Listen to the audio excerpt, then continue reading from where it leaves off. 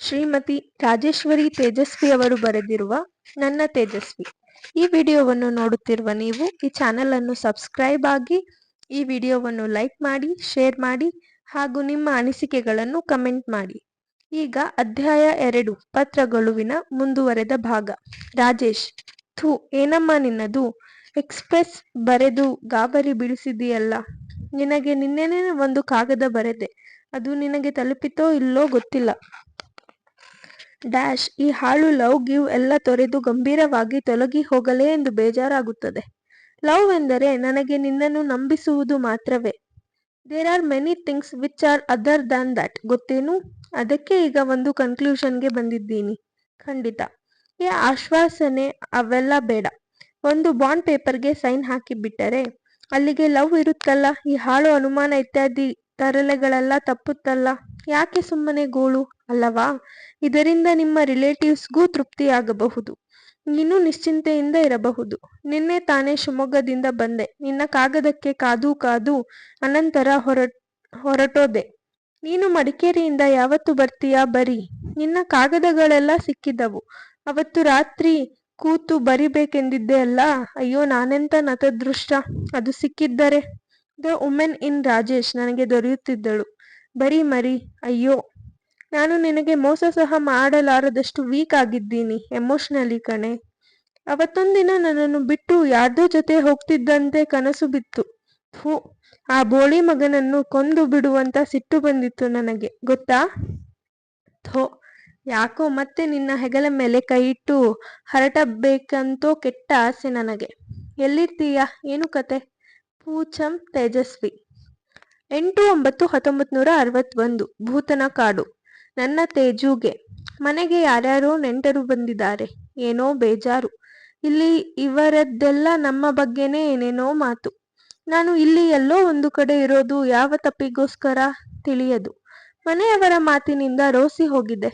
ಇವರೆಲ್ಲ ಯಾವಾಗ್ಲೋ ಏನೋ ಮದುವೆ ಅಂತಲ್ಲ ಅಂತಾರೆ.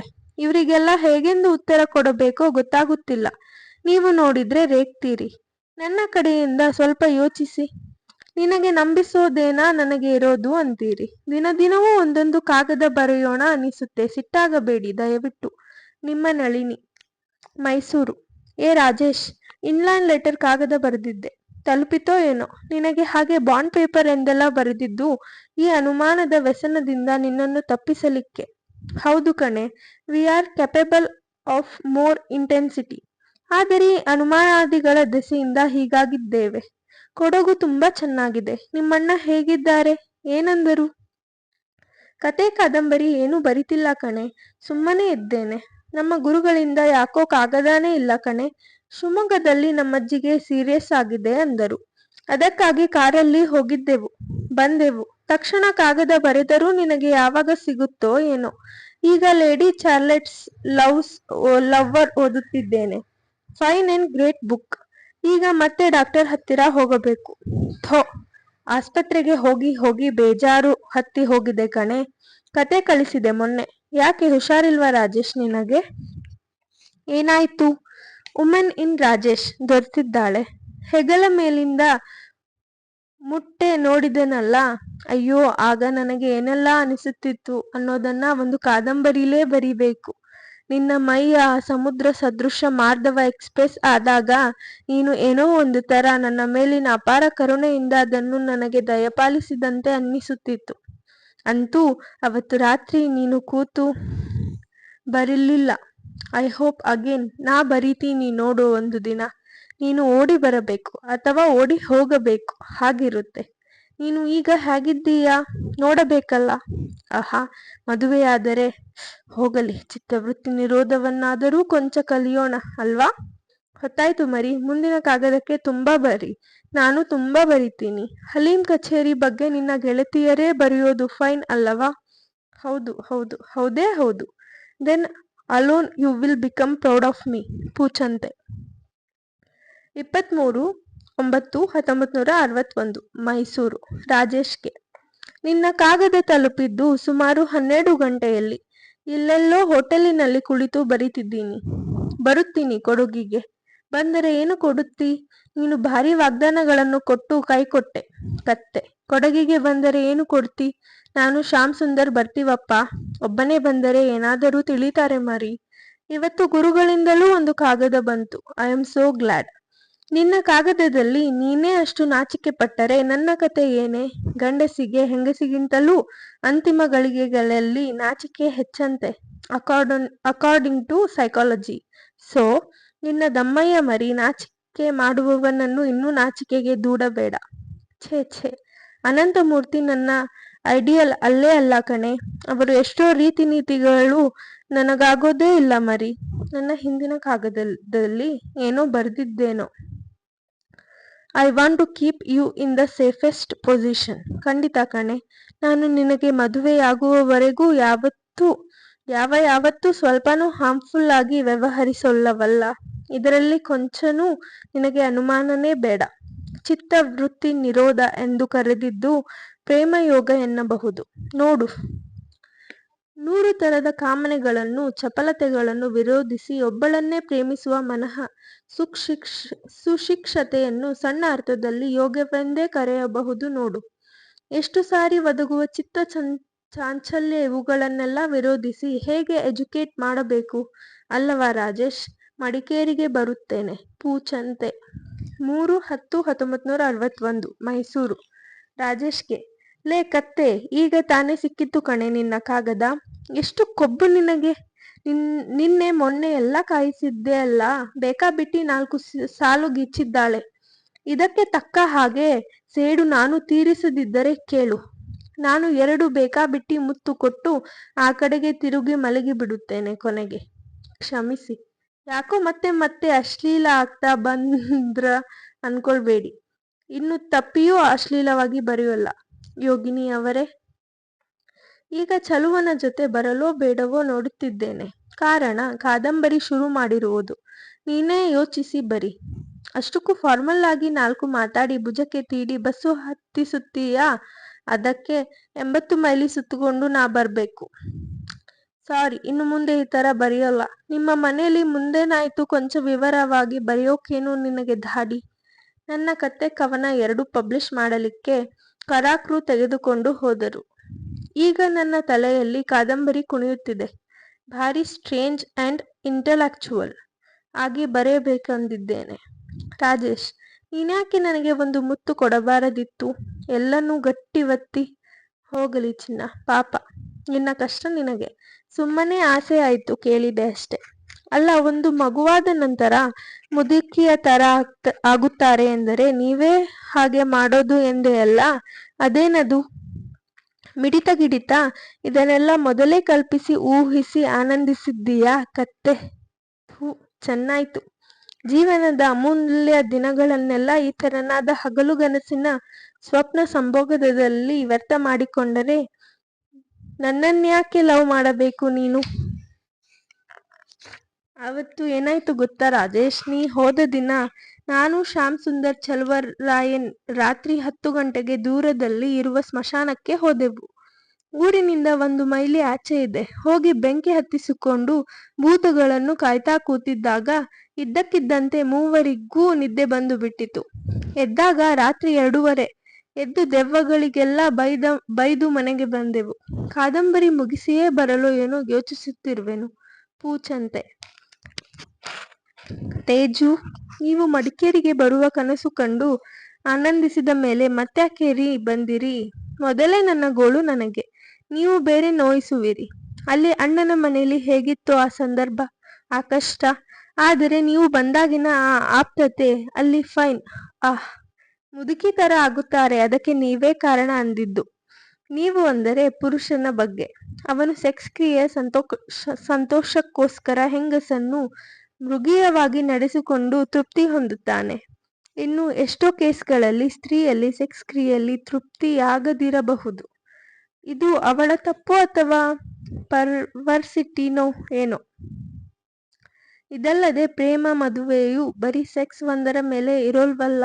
ಹೆಂಗಸನ್ನು ಅನೇಕ ಚಿಂತನೆಗಳು ಮುತ್ತಿಕ್ಕಿ ಮುದುಕಿಯಂತೆ ಕಾಣುತ್ತಾ ಆಗುತ್ತಾಳೆ. ಏನೇನೋ ಅನ್ನಿಸುತ್ತೆ. ನಾನು ಮಾತ್ರ ಹೀಗಾಗಲಿಕ್ಕೆ ಇಷ್ಟ ಇಲ್ಲ. ಯೋಗಿನಿ ಅಂದಿದ್ದೀರಿ, ಅದಕ್ಕೆ ಕೋಪ ಬಂತು, ಬರೆದೆ. ಫಾರ್ಮಲ್ ಅಂತ ಹೊಡ್ಕೋತಿರಲ್ಲ, ಸಿಟ್ಟು ಬರುತ್ತೆ. Do you mean that we should stay outside? I don't mind. I would do no harm for me, provided with reasonable consci- consciousness of everything about us. ಸರಿಯಾದ ಅರ್ಥದಲ್ಲಿ ತಿಳಿಯಿರಿ. ಹೌದು, ನನಗೂ ಲವ್ ಅಂದ್ರೆ ಬರೀ ಮಾತಿನ ಲವ್ ಪ್ಲೇ ಅಲ್ಲೇ ಅಲ್ಲ. ರೇಗುತ್ತೆ ವಿಪರೀತ. ರಾಜೇಶ್. ಮೈಸೂರು. ಇದು ಬೇರೆ ನಿನ್ನ ಸ್ಟಂಟ್. ಕೂಡಲೇ ಹೀಗೆಲ್ಲ ಬರೆಯೋದು. ಯಾವಾಗ ಲೇಟ್ ಮಾಡಿದ್ದೇನೋ ನನಗೆ ಗೊತ್ತಿಲ್ಲಪ್ಪ. ನಾಳೆನೋ ನಾಡಿದ್ದೋ ಶಿವಮೊಗ್ಗಕ್ಕೆ ಹೋಗಬೇಕೆಂದು ತೋರುತ್ತದೆ. ಡ್ಯೂ ಟು ನಮ್ಮಜ್ಜಿ. ಅಲ್ಲ ಕಣೆ, ನಾ ಯಾವಾಗ ಹಾಗೆ ಡಿಮ್ಯಾಂಡ್ ಮಾಡಿದೆ ನಿನ್ನ ಜೊತೆ ರಾತ್ರಿ ಕಳೆಯಬೇಕೆಂದು? ಅಲ್ಲ, ಸಂದರ್ಭ ಹಾಗೆ ಬಂದರೆ ಹಾಗೂ ಇದ್ದ. ಆದರೆ ಅದನ್ನೇನೆ ಡಿಮ್ಯಾಂಡ್ ಮಾಡಲಿಲ್ಲವಲ್ಲ. ಅಷ್ಟೇ ಅಲ್ಲ, ನಾನು ನಿನ್ನೊಡನೆ ಏನಕ್ಕೂ ಸಿದ್ಧವಾಗಿದ್ದೀನಿ ಗೊತ್ತಾ? ನನಗಿನ್ನೇನು ಇಲ್ಲ ಕಣೆ. ಒಂದೇ ಒಂದು ಕ್ಷಣ ನಿನ್ನನ್ನು ತಬ್ಬಿಕೊಂಡು ಒತ್ತಿ ಹಿಸುಕಿ ನನ್ನ ಚಿನ್ನ, ನನ್ನ ಬಂಗಾರನ ಮುತ್ತಿಕ್ಕಲಿಕ್ಕೆ ಸಾಧ್ಯವಾಗಲಿಲ್ಲವಲ್ಲ ಅಂತ ಈ ಜಗತ್ತಿನ ಮೇಲೆ ರೋಷ. ರಾಮ ರಾಮ, ಮೈ ತುದಿಯಿಂದ ತುದಿಯವರೆಗೆ ವಿದ್ಯುತ್ ಹರಿಯುತ್ತೆ. I feel so weak to you. ನಿನ್ನ ಚಿತ್ತಸ್ಥೈರ್ಯದ ಬಗ್ಗೆ ನಿನಗೆಷ್ಟೊಂದು ಖಾತರಿ, ನಂಬಿಕೆ ಬಂದಿದ್ದು ಯಾವಾಗ? ಚಲುವನಿಗೆ ಹೊಟ್ಟೆ ಎಲ್ಲ ಉರಿಯುತ್ತಿತ್ತಂತೆ ನಮ್ಮಿಬ್ಬರನ್ನು ನೋಡಿ. ನನಗಿನ್ನೇನೂ ಆಸೆ ಇಲ್ಲ. ಒಂದೇ ಒಂದು ಸಾರಿ I want to see you in my arms. ಹೌದು ಹೌದು, ಎಲ್ಲಾನು ಮುಟ್ಟಿ ನನ್ನ ಚಿನ್ನಳ ರೂಪ ನನ್ನ ಆತ್ಮಗತವಾಗಿ ಬಿಡಬೇಕು. ನನಗೆ ಯಾಕೋ ಮೊದಲಿನಂತೆ ಇಂಟೆಲೆಕ್ಚುವಲ್ ಆಗಿ ನಿನ್ನ ಜೊತೆ ನಡೆಕೊಳ್ಳಲಿಕ್ಕೆ ಆಗುತ್ತಲೇ ಇಲ್ಲ. ನಿನ್ನ ಹತ್ತಿರ ಬಂದರೆ ಮುದ್ದು ಮುದ್ದಾಗಿ ದಡ್ಡನಂತೆ ಆಗಿ ಹೋಗುತ್ತೇನೆ. ಹೋಗಲಿ ಬಿಡು, ಪೂಚಂತೆ. 7-10-1961. ನನ್ನ ಪ್ರೀತಿಯ ರಾಗೆ, ನಿನ್ನೆ ಸ್ಟೇಷನ್ನಿನಲ್ಲಿ ತಡವಾಗಿ ತೊಂದರೆಯಾಗಿ ಕೊನೆಗೆ ಗಾರ್ಡ್ ಕೈಗೆ ಕೊಟ್ಟು ಬಂದೆ ಈ ಕಾಗದಾನ. ನಿಮ್ಮೂರಿಗಂತೂ ಅನಿವಾರ್ಯವಾಗಿ ಬಂದೇ ಬರುತ್ತೇನೆ. ಹಠಯೋಗ ಪುಸ್ತಕ ತಂದಿದ್ದೀನಿ. ಚಳಿ ಕಣೆ ಅರ್ಧಾಂಗಿ, ಕಾವು ಕೊಡುತ್ತೀಯೇನೆ? ಈ ಜೇಮ್ಸ್ ಜಾಯ್ಸ್ ಕೊಟೇಶನ್ ಓದು, ಸಮಥಿಂಗ್ ಗ್ರೇಟ್. ಯುಲಿಸಿಸ್ ಕಾದಂಬರಿಯ ಕೊನೆಯ ವಾಕ್ಯ ಅದು. ನಿನ್ನ ಪಕ್ಕ ಎಲ್ಲ ಮುರಿದು ಹೋಗುವಂತೆ ತಬ್ಬಿಕೊಳ್ಳಬೇಕೆಂದೆನಿಸಿತು. ಆದರೆ ಗಾಳಿ ತಬ್ಬಬೇಕಷ್ಟೆ. I love you and so I love the word. ಅದೇ ಕಾರಣಕ್ಕಾಗಿ ಐ ಹೇಟ್ ದ ವರ್ಡ್. ಸೂಳೆ ಮಕ್ಕಳು, ನಾವು ಪ್ರೀತಿಸಿಕೊಳ್ಳುತ್ತೇವೆ. ಈ ಜಗತ್ತಿಗೇನು? ಬಾರೆ. ಹೊಕ್ಕಳ ಸುತ್ತ 5 ಬೆರಳು ಸುತ್ತಿ ಸುತ್ತಿ ಒತ್ತಿದರೆ ನಿನ್ನ ಭವಭವದ ಕರ್ಮ ಎಲ್ಲ ತೊಳೆದು ಹೋಗುತ್ತದೆ ಕಣೆ. ಬರ್ತೀನಿ. ನಿನ್ನ ಕೈ ಬೆರಳು ಹೇಗಾಯ್ತು ಬರಿ? ಪೂಚಂತೆ.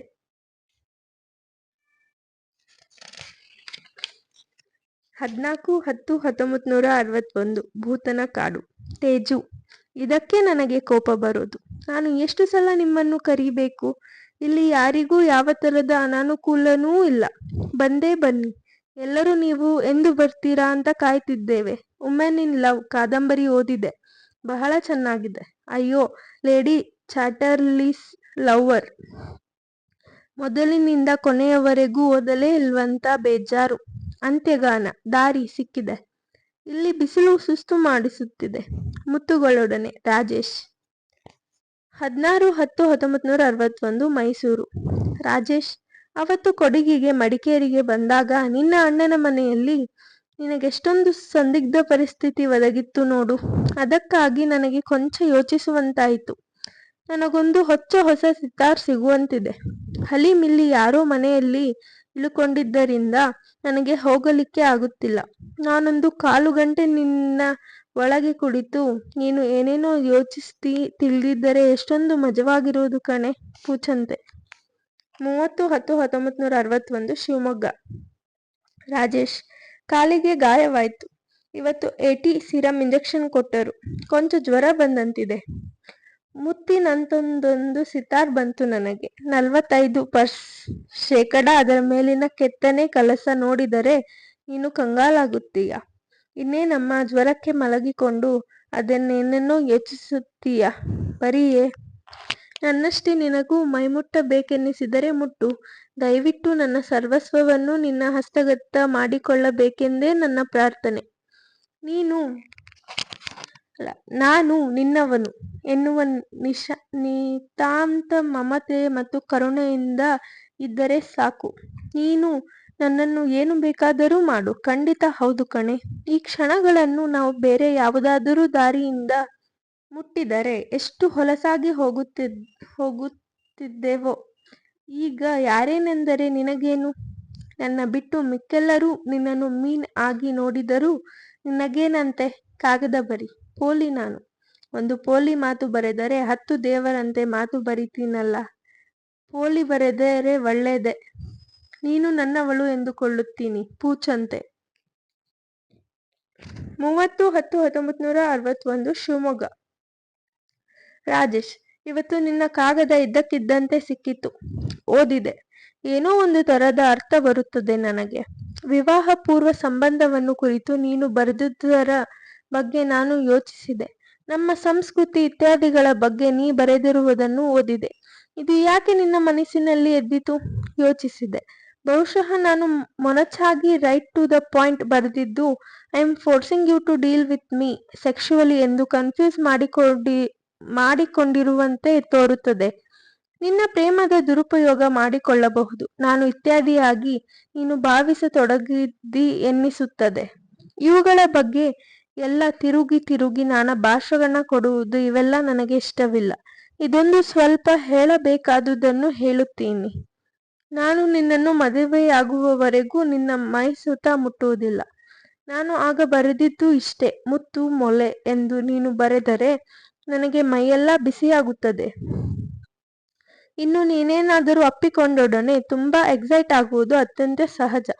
ಅದನ್ನು ಹ್ಯೂಮನ್ ಆಗಿ ನೋಡದೆ ಸ್ವಲ್ಪ ಬಯೋಲಾಜಿಕಲ್ ಸಿಂಪತಿನೂ ಇಡದೆ ಅತ್ಯಾಚಾರ ಎಸಗುವುದರ ಮುನ್ಸೂಚನೆ ಎಂದು ಕ್ರೂರವಾಗಿ ನಡೆದುಕೊಳ್ಳಲು ಬಹುದೆಂದು ಅಷ್ಟು ನೇರವಾಗಿ ಪ್ರಾಮಾಣಿಕವಾಗಿ ಬರೆದೆ.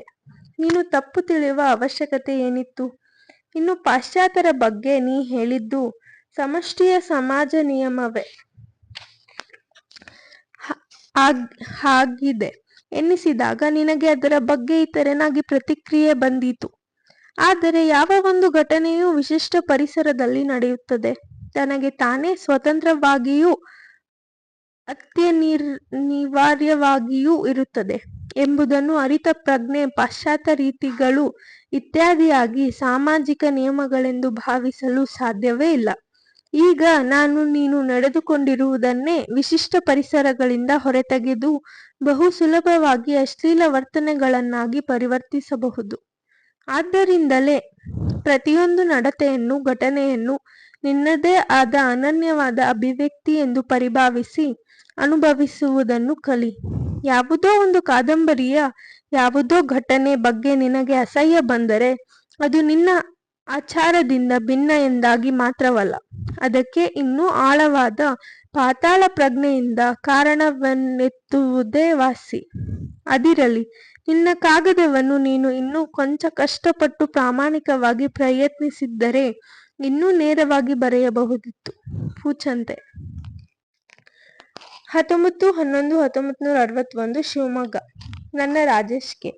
ಅಲ್ಲ ಕಣೆ, ನೀನು ಆ ರೀತಿ ಆಡಿದರೆ ನನಗೆಷ್ಟು ಸಿಟ್ಟು ಬರಬೇಕು ಹೇಳು. ರೇಗಿ ಹಾಗೆ ಬರೆದೆ ಕಣೆ. ನಿನಗೆ ನಾನು ಹೊರಗಿನವನು ಎಂದು ನೀನು ಯೋಚಿಸಿದೆ ಎಂದು ಗೊತ್ತಾದರೂ ಬಹಳ ಸಿಟ್ಟು ಬರುತ್ತೆ. ನಿನ್ನ ಮೊದಲನೇ ಕಾಗದ ಮೊದಲು ಸಿಕ್ಕಿತು. ಶಿವಮೊಗ್ಗಕ್ಕೆ ರವಿಶಂಕರರ ಶಿಷ್ಯ ಕೃಷ್ಣಮೂರ್ತಿ ಅಂತ ಒಬ್ಬರು ಬರುತ್ತಾರೆ. ಅವರನ್ನು ಕಾಣಬೇಕು. ನಿನ್ನ ಬಗ್ಗೆ ಏನನ್ನಿಸುತ್ತೆ ಎಂದು ಬರೆದಿದ್ದೆಯಲ್ಲ. ನನಗೆ ತುಂಬಾ ನಗು ಬಂತು. ನಿನಗೇನಾದರೂ ಹುಚ್ಚೋ ಬೆಪ್ಪೋ?